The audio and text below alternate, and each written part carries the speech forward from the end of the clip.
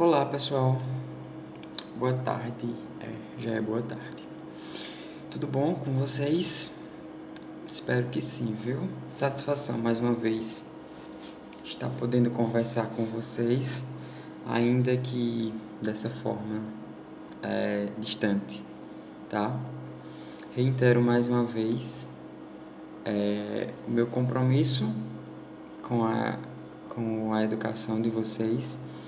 E peço sempre, como eu peço em todas as minhas aulas, que vocês também se comprometam com os estudos, até porque esse é o maior objetivo, fazer com que vocês aprendam e assim possam futuramente se tornarem bons profissionais.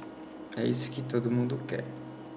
Queridos, nós já iniciamos desde das aulas anteriores, o nosso novo capítulo, tá? Que é o módulo 2, capítulo 1 do módulo 2, que trata sobre a América antes da chegada dos europeus. Nesse capítulo, nós estamos estudando, que inclusive eu mandei um resumo bem bacana para vocês, sobre os povos da América. Quem eram esses povos que ocupavam a América antes da chegada dos europeus? Já disse em outros momentos e já reviso aqui para dar continuidade a vocês que esses povos, dentre eles, a princípio eles receberam a denominação de povos pré-colombianos. Aí vocês já me perguntam por que povos por que povos pré-colombianos? Porque eram os povos que ocupavam a América antes da chegada de Colombo. Aí por isso essa denominação, pré-colombianos. Quando ouvirem essa denominação pré-colombianos, já lembrem, estamos falando de um povo, de um determinado grupo de pessoas que viviam na América antes de Colombo chegar. E quem eram esses povos? Nós tivemos vários, tá? Mas dentre os que a história considera mais importante, vamos dizer assim, é lógico que todos têm a sua importância, tá, gente? Que a gente nunca esqueça disso. Mas tem alguns que acabaram se destacando mais, seja pelas suas descobertas, invenções ou pela forma como eles conduziam a vida em sociedade. Então, esses povos que mais se destacaram foram 3, que eu já disse para vocês também, que eram os astecas, os incas e os maias, tá? Eram povos pré-colombianos, ou que eram povos pré-colombianos, que estavam na América antes da chegada de Colombo. Eram povos indígenas, tá? Lembrem também disso, que nós não podemos chamar de índios necessariamente, mas de povos indígenas, porque caracteriza todo o grupo. E esses povos tiveram várias contribuições, como eu já estava dizendo a vocês. Os maias, eles também ficaram conhecidos como os povos que habitavam a península de Yucatán, que era uma determinada área do México, tá? A base da economia dos povos maias, qual era? Também já coloquei lá no meu resumo, era a economia. A base da economia, era a agricultura e principalmente o cultivo do milho.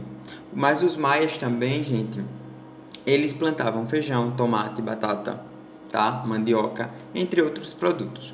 Mas como a gente tem um produto que geralmente se destaca mais, então o cultivo que mais se destacou dentre essas plantações dos povos maias que ocupavam a península de Yucatán, lá no México, era exatamente a produção do milho, tá?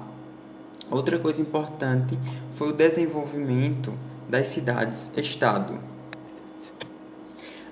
Como eu estava dizendo a vocês, a sociedade maia, os maias, que ocupavam mais uma vez a península do Yucatán, lá no México, eles tiveram um desenvolvimento de sociedade muito grande, que é o que a gente pode denominar de cidades-estado, tá? E, de acordo com várias pesquisas, nessas cidades-estados havia um centro cerimonial, que os historiadores deram o nome de centro cerimonial. Nesse centro cerimonial, na verdade, era onde se concentrava os governantes, os sacerdotes, os artesãos e os mercadores, que na verdade eram os grupos que acabavam tendo um destaque maior dentro dessas cidades-estados, tá? E o restante da população vivia um pouco mais distante. É como se nós tivéssemos um centro, tá?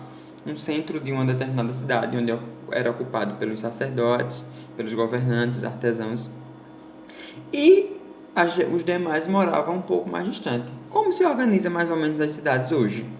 Né? Às vezes a gente tem, por exemplo, aqui em Arapiraca a gente tem um centro, lá nas proximidades do shopping, onde se reuniu quase todos os poderes, praticamente todos os poderes. Nós temos lá a prefeitura, o poder executivo, o poder legislativo, nós temos o poder judiciário, todas as repartições da justiça estadual e da Justiça Federal, bem como o Ministério Público Estadual, o Ministério Público do Trabalho, está todo nessa área. Então, era mais ou menos assim que eles já pensavam, ou seja, nós estamos falando de uma sociedade que viveu mais ou menos em meados